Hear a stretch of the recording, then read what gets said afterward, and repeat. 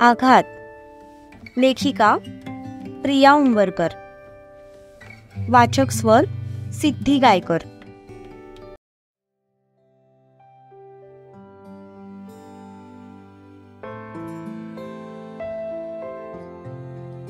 सूर्याच्या पायाला लागलं होतं, त्यामुळे त्याला चालायला प्रॉब्लेम येत होता.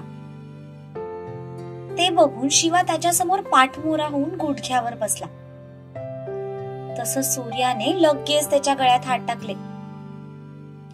एखादं लहान मूल पाठीवर घ्यावं तसं शिवाने त्याला उचललं. तारा तर त्या दोघांकडे डोळे मोठे करून बघत होती. सूर्या पाठीमागून त्याच्याकडे बघून स्माइल देत होता, जे शिवाला बरोबर समजलं. क्लोजअपची ऍड बंद कर, नाहीतर उभ्यानेच खाली टाकून दे, शिवा म्हणाला. तसं ताराला हसू आलं. शिवादा, तुला आठवतं, लहानपणी तुम्हाला असाच उचलून घेत पूर्ण वाड्यात फिरायचास, सूर्या म्हणाला. हो, पण तेव्हा तू लहान होतास, आता सांड झालायस. त्याला उचलल्यामुळे शिवाला दम लागला होता. शिवा त्याला बाहेर घेऊन आला आणि तिथल्या खुर्चीवर बसवलं. त्याला तिथे बसवून शिवाने त्याचा मोबाईल काढला आणि सत्यजितला फोन लावला.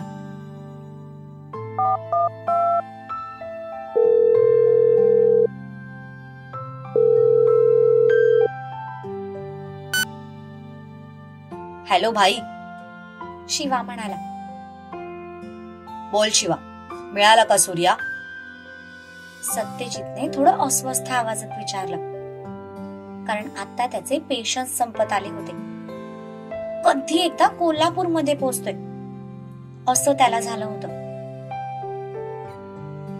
डोंट वरी भाई, सूर्या मिळालाय, शिवा म्हणाला. तसंच सत्यजितने सुस्कारा सोडला. आता कुठे त्याच्या जीवाला शांतता मिळाली होती. फोन दे त्याच्याकडे, सत्यजित म्हणाला. हा, देतो, शिवा म्हणाला. हे घे, भाई सोबत बोल, शिवा त्याच्या समोर फोन पकडत म्हणाला. तसं सूर्याने मोबाईल हातात घेतला आणि कानाला लावला. हॅलो भाई. यावेळी सूर्याचा आवाज एकदम नरम होता, जे बघून शिवाने नकारार्थी मान डोलावली, कारण हा आता पुन्हा त्याची नौटंकी चालू करणार हे त्याला चांगलंच कळून चुकलं. सूर्या, बरायस ना तू? त्यांनी काही केलं तर नाही ना तुला? सत्यजितने काळजीने विचारलं. नाही बाई, मी बिलकुल बरा नाहीये. त्या माणसांनी मला खूप मारलं. माझे हात बांधलेले होते म्हणून, नाहीतर दाखवलं असतं मी एकेकाला. एक वेळ बॉडीला मारलं असतं तरी चाललं असतं, पण त्यांनी माझ्या चेहऱ्यावर मारलं रे. मी कोणाला तोंड दाखवायच्या लायकीचा पण नाही राहिलो, सूर्या त्याची नौटंकी सुरू करत म्हणाला.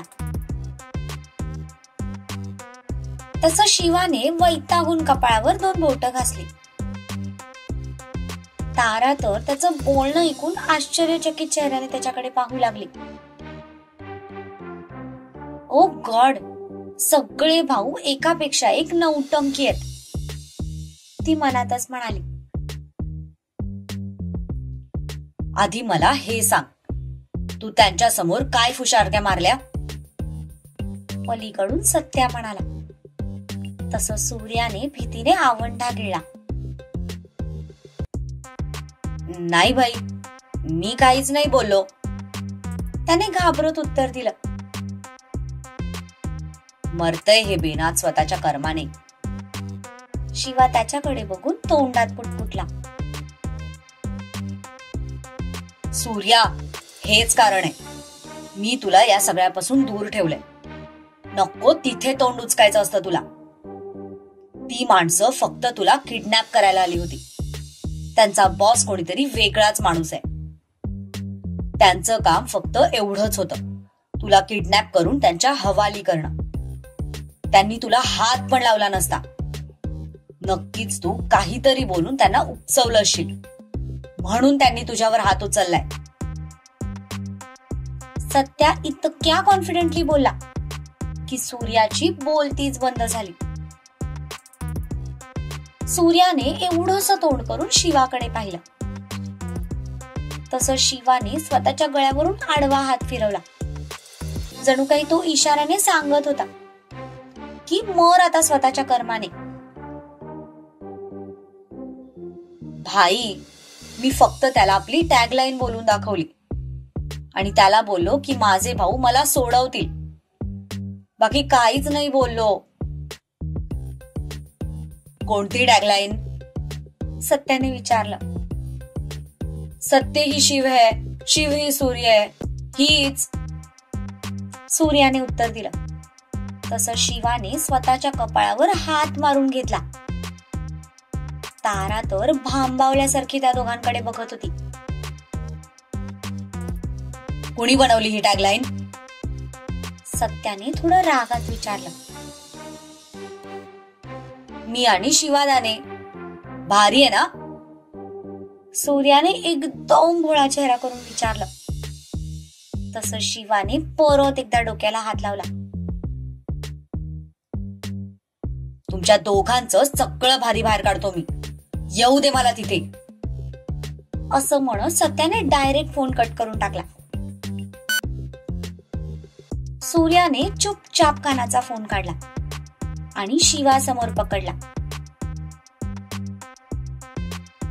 काय म्हणाला भाई?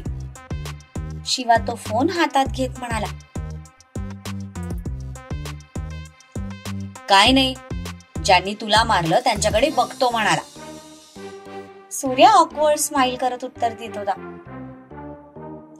तुझ्या तोंडावरून तर भाई तसं काही म्हणालाय असं वाटत नाहीये. शिवा त्याच्यावर नजर रोखत म्हणाला. तो म्हणाला, तुमच्या दोघांचं सगळं भारी बाहेर काढतो मी, येऊ दे मला इथे. सूर्याने थोडं घाबरत उत्तर दिलं. तसं शिवाने त्याच्यावर हात उचलला. त्याने हात उचलताच सूर्याने लगेच दोन्ही हात चेहऱ्यासमोर पकडले. तसा शिवा थांबला. कुत्र्या, गाढवा, अरे स्वतः तर मरतोच मरतो, पण मला पण घेऊन मरतो. आता भाई तुझ्यासोबत माझी पण वाट लावणार आहे. तुला ना वाचवायलाच नको पाहिजे होतं. चांगला सडला असताना तिथे, तेव्हा तुझी अक्कल ठिकाणावर आली असती. तुझा मेंदू ना गुडघ्यात आहे. तू फक्त ऑफिसच काम चांगलं करू शकतोस, तिथेच तुझं डोकं चालतं. आणि तुझ्या अशा वागण्यामुळेच भाईने तुला या सगळ्यापासून दूर ठेवलंय. अक्कल शून्य माणूस कुठला. शिवाने सगळा राग बाहेर काढला. बस यार शिवादा, किती शिव्या देणार. आपण चांगल्या घरातली मुलं आहोत आणि तू इतका मोठा बिझनेसमॅन आहेस. तुझ्या तोंडात शिव्या शोभत नाहीत. सूर्या म्हणाला. ए पुकणीच्या, मला अक्कल नको शिकवू हा. मी अस्सल कोल्हापुरी माणूस आहे, तुझ्यासारखा नाही बडा आया अमेरिकावाला. शिवा रागात त्याच्याकडे बघून म्हणाला. त्यांच्या या भांडणात ते दोघे विसरूनच गेले होते की तारा त्यांच्या पाठीमागे उभी आहे. ती कधी शिवाकडे तर कधी सूर्याकडे बघत होती. तिचा तिच्या डोळ्यांवर विश्वासच बसत नव्हता की बिझनेसमॅन लोक असे पण वागू शकतात. कारण आजपर्यंत तिने जितक्या पण बिझनेसमॅन लोकांना पाहिलं होतं ते सगळे अगदी डिसेंट, शांत किंवा काही जण अँग्री, पण स्वतःचा स्टेटस जपणारे होते. पण पाटील ब्रदर्स जगा वेगळे होते. त्यांचं बाहेरचं जगासमोरचं रूप आणि प्रत्यक्षातलं रूप दोन्ही मध्ये जमीन आसमानाचा फरक होता. आणि तो फरक ती आज स्वतःच्या डोळ्यांनी बघत होती. अचानक शिवा बोलता बोलता थांबला, कारण त्याला क्लिक झालं की त्या दोघांव्यतिरिक्त तारा पण तिथे आहे. तसं त्याने मागे वळून पाहिलं. सूर्याच्या पण लक्षात आलं. तसं त्याने पण तिच्याकडे पाहिलं. जेव्हा ते दोघे तिच्याकडे बघत होते तेव्हा ताराने त्या दोघांच्या पाठीमागे पाहिलं आणि तिचे डोळे भीतीने मोठे झाले. कारण पाठीमागून तोच काळा माणूस हातात चाकू घेऊन उभा होता. त्याच्या डोळ्यातले क्रूर भाव बघून तारा प्रचंड घाबरली. तिला ओरडायचं होतं पण घशातून शब्दच फुटत नव्हते. कारण तो माणूस शिवाला मारण्यासाठी एक एक पाऊल पुढे टाकत होता. पण त्याच्या पायाला लागलं होतं म्हणून त्याला धड चालता येत नव्हतं. एक एक पाय ओढत तो शिवाच्या दिशेने येत होता. ताराने सगळी शक्ती एकवटली आणि त्या दोघांच्या दिशेने पळत सुटली. ते दोघे भांबावलेल्या नजरेने तिच्याकडेच पाहत होते. ती अशी का पळत येते तेच त्यांना कळत नव्हतं. पण तिचे एक्सप्रेशन्स बघून शिवाला काहीतरी चुकीचं घडतंय असं वाटलं. तसं त्याने पाठीमागे वळून पाहिलं. पण तितक्यात ताराने त्याला सगळ्या शक्तीनेशी ढकलून टाकलं. तसा तो तोल जाऊन खाली पडला. त्याने पाठीमागे वळून पाहिलं आणि समोरचं दृश्य बघून त्याचे डोळे भीतीने मोठे झाले. सूर्याला पण काय करावं तेच सुचेना.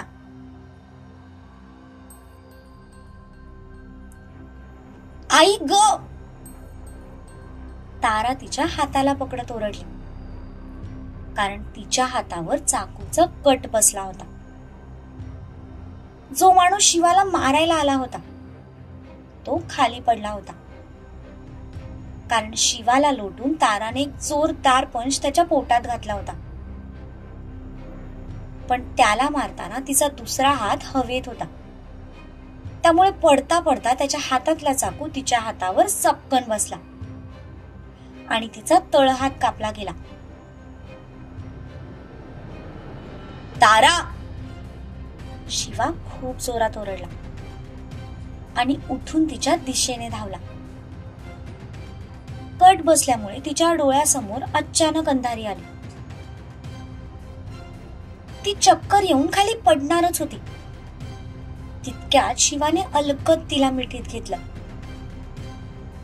तिने अर्धवट उघडलेल्या डोळ्यांनी त्याच्याकडे पाहिलं आणि गालात हसली. कारण आज पहिल्यांदा त्याने तिचं नाव करेक्ट घेतलं होतं.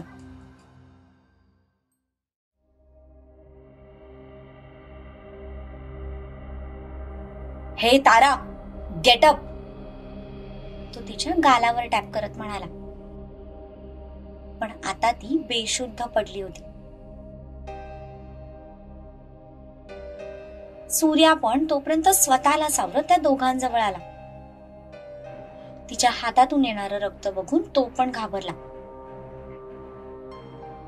शिवादा, अरे तिचा हात कापलाय. तिला लवकरात लवकर हॉस्पिटलमध्ये न्यायला हवं. सूर्या तिच्या हाताकडे बघत म्हणाला. शिवाने तिचं डोकं स्वतःच्या मांडीवर घेतलं आणि पटकन खिशातून रुमाल काढून तिच्या हातावर बांधला. तितक्यात त्यांना बुटांचे आवाज ऐकू आले.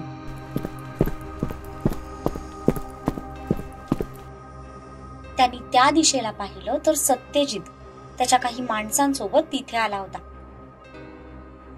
तिथे येताच त्याने ताराला पाहिलं आणि आता त्याचे डोळे भीतीने मोठे झाले. कारण ती तिथे असेल असं त्याने इमॅजिनच केलं नव्हतं. तारा! सत्यजित पळत तिच्या जवळ आला. काय झालं हिला? तो तिच्या हाताकडे बघून म्हणाला. अरे तो माणूस मला पाठीमागून मारणार होता. तितक्यात हिने मला लुटलं आणि मला वाचवण्याच्या नादात हिच्या हाताला लागलंय. शिवा पॅनिक होऊन म्हणाला. शिवा, तू हिला लगेच हॉस्पिटलमध्ये घेऊन जा. इथलं सगळं मी बघतो. सत्यजित त्याच्या खांद्यावर हात ठेवत म्हणाला, हा बाई. असं म्हणत शिवाने तिला तसंच दोन्ही हातावर उचललं आणि तो तिला घेऊन निघाला. सत्यजितने त्याच्या मदतीसाठी 2 माणसं पाठवली. तिला या अवस्थेत बघून सत्यजितला पण टेन्शन आलं होतं, कारण ती त्याची जबाबदारी होती. त्याच्या भरोशावर तिच्या घरच्यांनी तिला कोल्हापूरमध्ये पाठवलं होतं. त्याने मागे वळून पाहिलं तर तो काळा माणूस बेशुद्ध होऊन खाली पडला होता आणि चाकू त्याच्या हातात होता.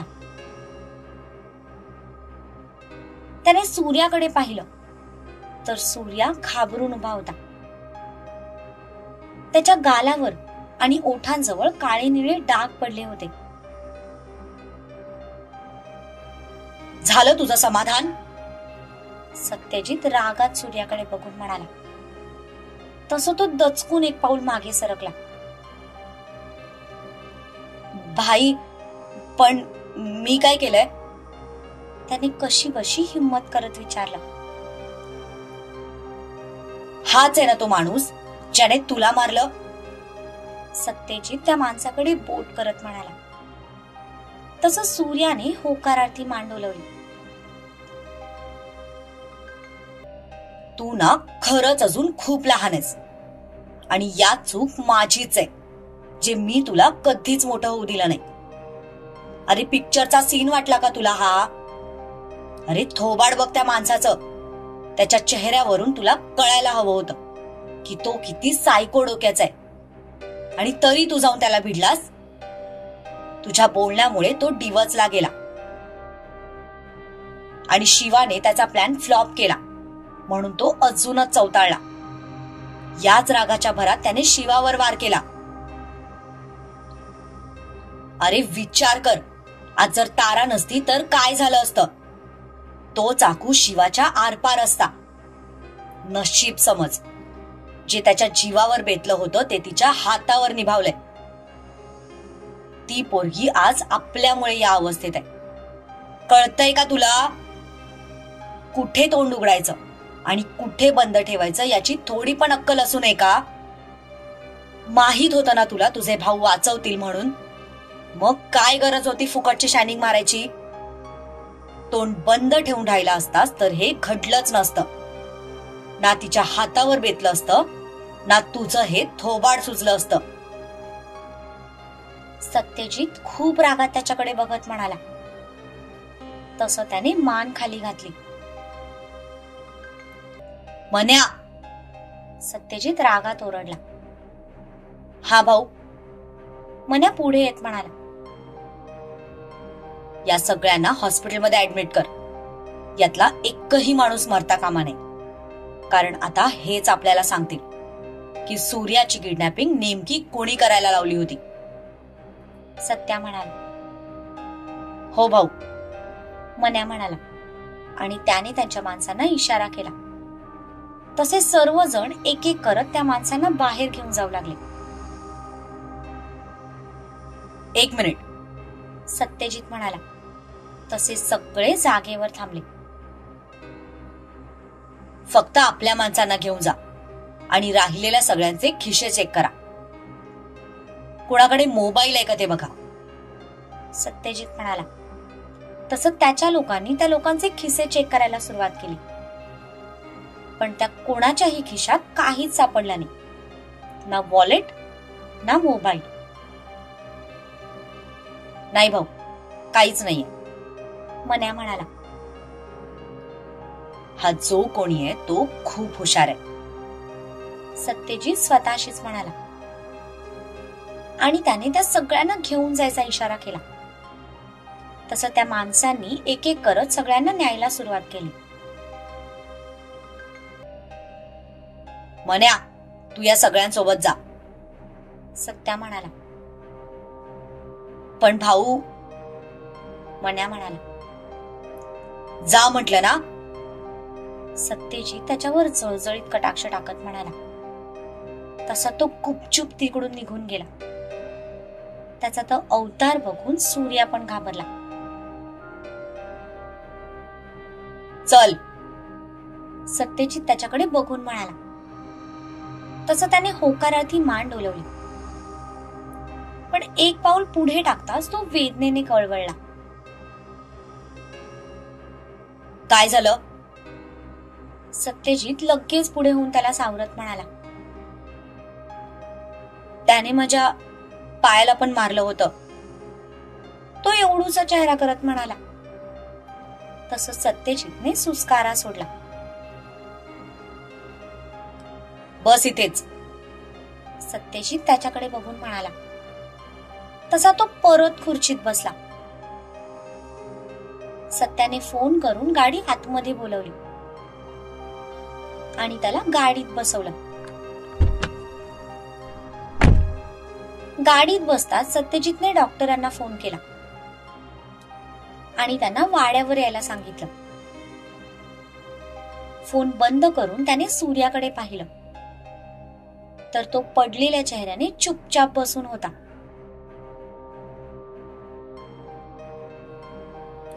आता घरी जेव्हा तुझं हे रंगलेलं तोंड तुझी वहिनी बघेल ना, तेव्हा काय उत्तर द्यायचंय ते आत्ताच शोधून ठेव.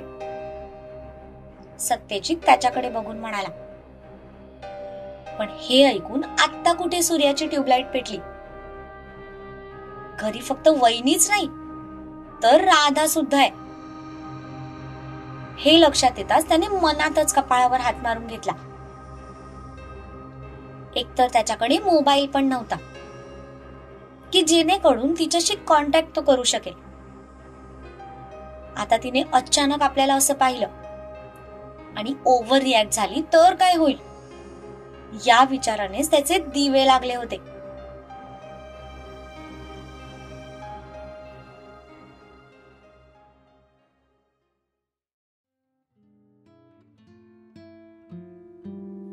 मूवीला जायचं कॅन्सल झालंय हे ऐकल्यावर राधा थोडी हिरमुसली. पण त्यांची मीटिंग आहे हे ऐकल्यानंतर तिने स्वतःच्या मनाला समजवलं. तिचा अभ्यास झाल्यावर ती पण दुर्वाला मदत करण्यासाठी किचन मध्ये गेली. पण किचन मधला नजारा बघून ती थक्क झाली, कारण तिची जी बहीण नॉनव्हेजचं नाव सुद्धा घेत नव्हती ती स्वतःच्या हाताने अंडा करी बनवत होती. तिने चपाती बनवायला मदत केली आणि बाहेर हॉलमध्ये जाऊन बसली. तिची सगळी नजर दरवाजाकडेच लागलेली होती. तिने सूर्याला कधी येणार म्हणून कितीतरी मेसेज केले पण त्याचा काहीच रिप्लाय आला नाही.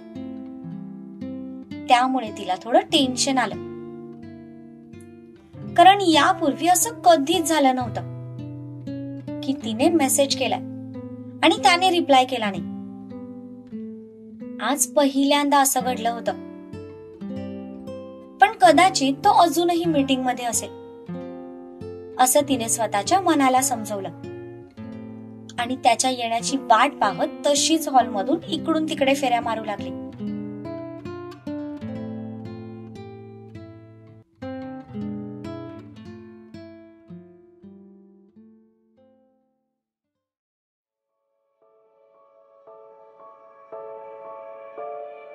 तारा, गेटअप. हे बघ, हॉस्पिटल आलंय, काही नाही होणार तुला. शिवा तिच्या गालावर टॅप करत म्हणाला. पण ती बेशुद्ध झालेली होती. गाडी थांबताच त्याने तिला दोन्ही हातांवर उचलून घेतलं आणि आत घेऊन गेला. सत्यजितने आधीच फोन करून तिच्या ट्रीटमेंटची सगळी व्यवस्था करायला लावली होती. त्यामुळे डॉक्टर त्यांच्याच येण्याची वाट बघत होते. ते येताच तिला आतमध्ये नेण्यात आलं. डॉक्टर तिला आत घेऊन गेले. तसा तो बाहेरच्या बाकावर बसला. त्याला तो प्रसंग पुन्हा पुन्हा आठवू लागला. त्याला वाचवण्यासाठी तिने स्वतःच्या जीवाची पर्वा सुद्धा केली नव्हती. हातावर निभावलं म्हणून ठीक, पण जर चुकून तिला काही झालं असतं तर, या विचारानेच तो घामाघूम झाला होता. कधी कधी वाटतं हा पैसा ही प्रॉपर्टी, हे घराणं सगळं सोडून कुठेतरी अज्ञातवासात निघून जावं, म्हणजे आमच्यामुळे आमच्या आजूबाजूला असणाऱ्या माणसांना काहीही त्रास होणार नाही. भाईमुळे वहिनीला इतकं सगळं सहन करावं लागलं, आणि आज माझ्या आणि सूर्यामुळे हिला हे सगळं सहन करावं लागतंय. पण बावळट मुलगी, काय गरज होती हिला स्टंट दाखवायची? मेलो असतो तर मी मेलो असतो ना, तिच्या जागी आज मी ऍडमिट असतो. झालो असतो कधी ना कधी बरा, नाहीतर मेलो असतो तरी चाललं असतं. पण आता हिला काही झालं तर शेवटच्या तर नंतर तो बोलायचाच थांबला. खरंच तिला काही झालं असतं तर त्याच्या आयुष्यात काही फरक पडणार होता का? त्याला तिची इतकी काळजी का वाटत होती? तो स्वतःशीच विचार करत होता. तितक्यात डॉक्टर दरवाजा उघडून बाहेर आले. तसा तो उठून उभा राहिला. डॉक्टर कशी आहे ती? त्याने विचारलं. डोंट वरी, फार काही झालेलं नाहीये, फक्त हाताला कट बसलाय, त्यामुळे त्या भोवळ येऊन पडल्यात. मी ड्रेसिंग केलीय, त्या शुद्धीत आल्या की तुम्ही त्यांना घरी घेऊन जाऊ शकता. नथिंग टू वरी, डॉक्टर म्हणाले. तेव्हा कुठे त्याचा जीव भांड्यात पडला. ओके, थँक्स, तो म्हणाला. डॉक्टर निघून गेले तसा तो दरवाजा उघडून आत गेला. तर ती बेडवर शांतपणे झोपलेली होती. तिच्या ड्रेसवर बऱ्याच ठिकाणी रक्त सांडलं होतं. तो तिच्या शेजारी जाऊन बसला. त्याने तिच्या हाताकडे पाहिलं. त्यावर पट्टी केलेली होती, पण तरीही त्यातून रक्ताचे काही डाग दिसत होते. ते बघून त्याला खूप वाईट वाटलं. कुठेतरी तिच्या या अवस्थेला आपण जबाबदार आहोत याचं गिल्ट त्याच्या मनाला खाऊ लागला.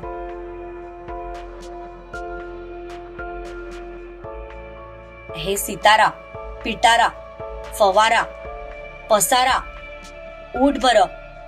हे बघ, मी तुझं नाव चुकीचं घेतलंय. मग मला मारणार नाहीयेस का तू? तुझ्या हातात खूप दम आहे, म्हणून तर त्या गुंडाने मला मारलं, तरी मला इतकं दुखलं नाही जितकं तुझ्या एका पंचने दुखलं. तुझ्यात इतकी ताकद असताना तू अशी कशी एका कटने बेशुद्ध पडू शकतेस? तू जर अशीच झोपून राहिलीस तर माझ्यासोबत कोण भांडणार आहे? उठ ना. तो तिच्याकडे बघून म्हणाला. पण ती मात्र शांत झोपलेली होती. डॉक्टरांनी तिला पेन किलरचं इंजेक्शन दिलं होतं. तो तसाच थोडा वेळ तिच्या शेजारी बसून राहिला. तितक्यात त्याचा फोन वाजला. त्याने पाहिलं तर सत्यजितचा फोन होता. हॅलो. तो फोन रिसीव्ह करत म्हणाला. कशी आहे ती? सत्या म्हणाला. ठीक आहे, डॉक्टरांनी ड्रेसिंग केलंय, काळजी करण्यासारखं काही नाही म्हणाले. तो म्हणाला. ओके. सत्या म्हणाला. भाई. शिवा म्हणाला. सत्याने हुंकार भरला. ती शुद्धीवर आली की मी तिला आपल्या घरी घेऊन येतो. तिच्या हाताला खूप लागलाय आणि ती एकटीच राहते. शिवा म्हणाला. नो प्रॉब्लेम, मी तिच्यासाठी रूम रेडी करायला सांगतो. सत्यजित म्हणाला. शिवा म्हणाला जरी नसता तरी सत्याने तिला पाटील वाड्यावरच आणायचं ठरवलं होतं. तुम्ही पोहोचलात घरी? शिवाने विचारलं. नाही, जस्ट 10 मिनिटात पोहोचू. तू आमची काळजी नको करू, तिची काळजी घे. सत्या म्हणाला. शिवा म्हणाला. चल बाय. सत्या म्हणाला. बाय असं म्हणत शिवानी फोन ठेवून दिला आणि तो तिच्या शुद्धीत येण्याची वाट पाहत तिथेच बसून राहिला.